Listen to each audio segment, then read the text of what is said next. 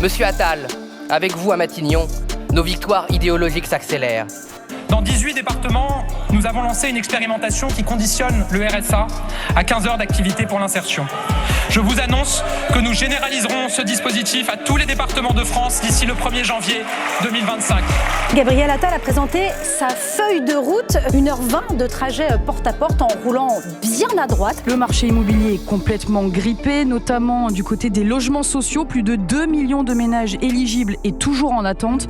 Une solution avancée, Alban-le-Prince, renforcer le pouvoir des maires. Et nous allons aussi contribuer à faire évoluer le monde du logement social. Nous allons donner aux maires la main pour la première attribution dans les nouveaux logements sociaux construits sur leur commune. Ce ne sont plus seulement nos constats et nos diagnostics qui s'imposent à vous, mais désormais nos valeurs et nos solutions.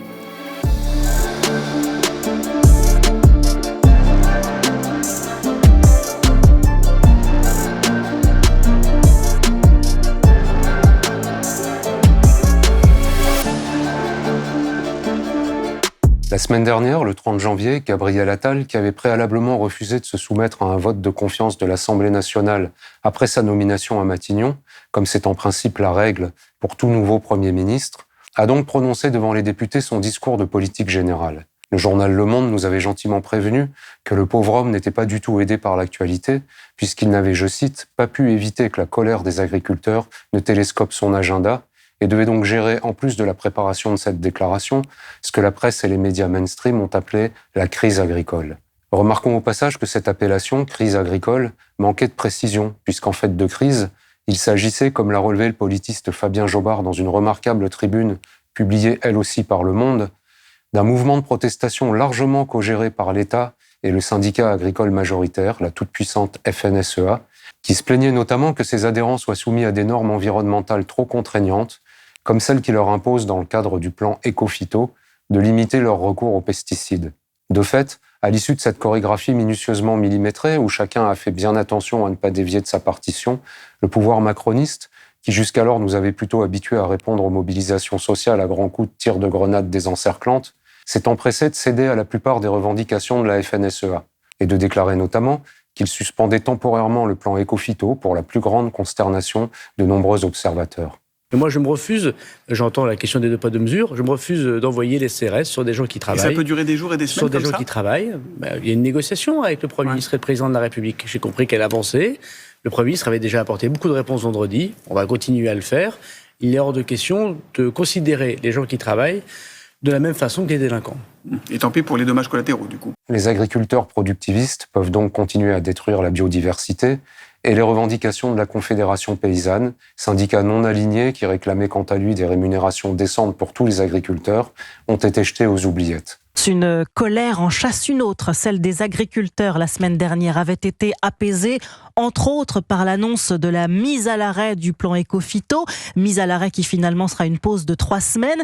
Il n'est pas inintéressant de noter, parce que cela nous renseigne utilement et encore un peu plus sur la tartufferie ordinaire du macronisme, que ce permis de polluer a donc été accordé à la FNSEA par un président qui n'hésite pourtant jamais à se poser en champion de la biodiversité, car bien sûr dans cette affaire, et comme toujours en de tels cas, le Premier ministre n'a été qu'un fidèle exécutant, prenant ses ordres auprès d'Emmanuel Macron à l'Élysée. Mais pour aujourd'hui, nous retiendrons surtout de cette intéressante séquence que Gabriel Attal a très facilement et très gentiment accepté de renoncer à des normes sanitaires que les agriculteurs de la FNSEA trouvaient trop contraignantes, et qu'il s'est plus généralement engagé à leur simplifier la vie en leur imposant moins de règlements et par conséquent moins de contrôles. Pourquoi est-ce important ? Parce que nous allons maintenant voir, en revenant après ce détour agricole à la déclaration de politique générale du Premier ministre, que d'autres catégories de la population ne bénéficient malheureusement pas des mêmes égards. Dans cette déclaration, Gabriel Attal a notamment annoncé qu'il souhaitait, je cite, « faire évoluer le logement social en France » en modifiant la loi Solidarité et Renouvellement Urbain, dite loi SRU, qui fait obligation aux maires des communes situées en zone urbaine de proposer dans leur ville un nombre minimal de logements sociaux réservés aux ménages les plus pauvres, afin de favoriser, je cite encore, la mixité sociale. Et nous allons aussi contribuer à faire évoluer le monde du logement social. Le faire évoluer pour inciter les élus à développer de nouveaux programmes. Aussi, je vous annonce que nous allons donner aux maires la main pour la première attribution dans les nouveaux logements sociaux construits sur leur commune. C'était une mesure attendue. Concrètement, cette évolution promise par le Premier ministre consistera pour l'essentiel à intégrer dans ce contingent de logements sociaux réservés aux ménages les plus fragiles le logement social intermédiaire, accessible, lui, à des ménages ayant des revenus plus confortables. En clair, Gabriel Attal aide les maires de droite à contourner leur obligation d'accueillir dans leur ville un certain nombre de ménages pauvres.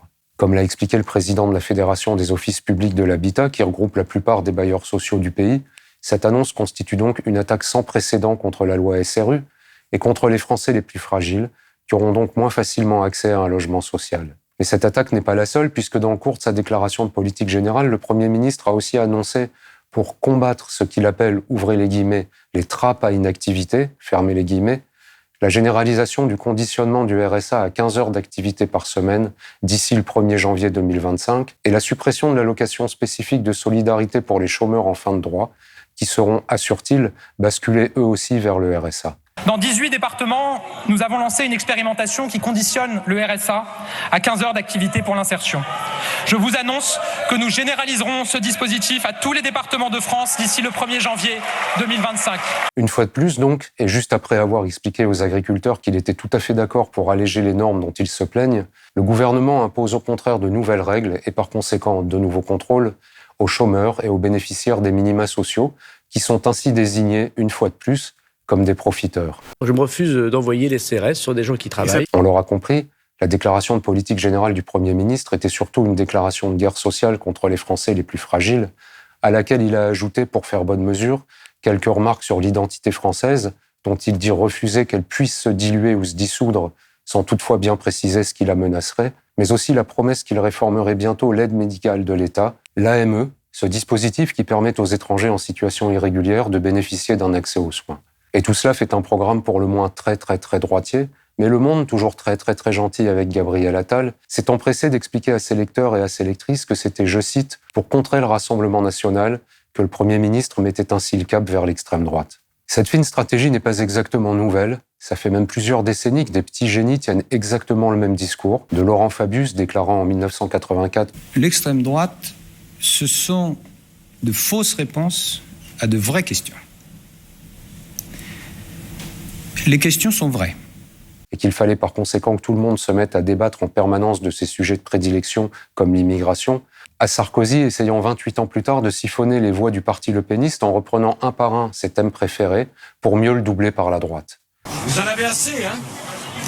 Vous avez assez de cette bande de racailles.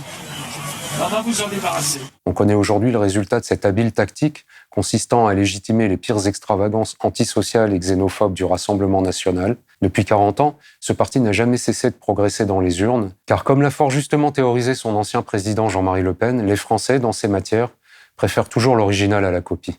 De sorte qu'aujourd'hui, et contrairement à ce que suggère encore Le Monde, les responsables politiques qui continuent, comme Gabriel Attal, à faire semblant de croire qu'il serait possible de combattre l'extrême droite en s'alignant sur ses positions et sur sa propagande, savent fort bien que c'est un mensonge et qu'en procédant à tels alignements, ils font en réalité le jeu du Rassemblement national. Celui-ci ne s'y trompe d'ailleurs pas et sait se montrer reconnaissant. Avant-hier, 6 février, il a par exemple sauvé le Premier ministre en refusant de voter la motion de censure déposée contre le gouvernement par la gauche. Puis, le député Jean-Philippe Tanguy, président délégué du groupe Rassemblement national à l'Assemblée nationale, a lancé ce vibrant hommage. Monsieur Attal, avec vous à Matignon, nos victoires idéologiques s'accélèrent. Ce ne sont plus seulement nos constats et nos diagnostics qui s'imposent à vous, mais désormais nos valeurs et nos solutions. Pas mieux.